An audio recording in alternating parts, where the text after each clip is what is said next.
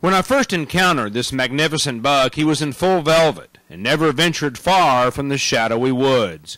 With a rack of some 19 countable points, impressive mass, perfect symmetry, and 2 prominent drop tines, he is the buck of a lifetime.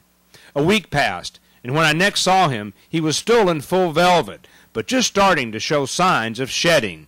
He was beginning to lose the skin-like sheath covering his newly developed antlers, and his 2 drop tines were showing a little blood. Several weeks later I glimpsed him pausing at the edge of the brush, but he seemed unwilling to venture out into the open. However, even in the shadows and partially concealed by foliage, it was apparent he had undergone a remarkable transformation. The next day he appeared in the late afternoon. He had rubbed all the velvet from his antlers, and his shiny new rack glistened in the last light of day. His burnished antlers were breathtaking. As the shadows lengthened, something riveted his attention, and as he fixed his gaze into the woods, he barely moved a muscle.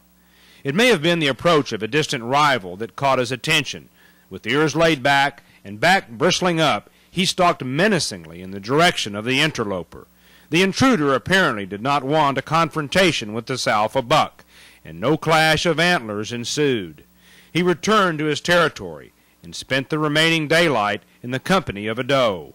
What a tremendous asset to the genetics of this South Texas ranch.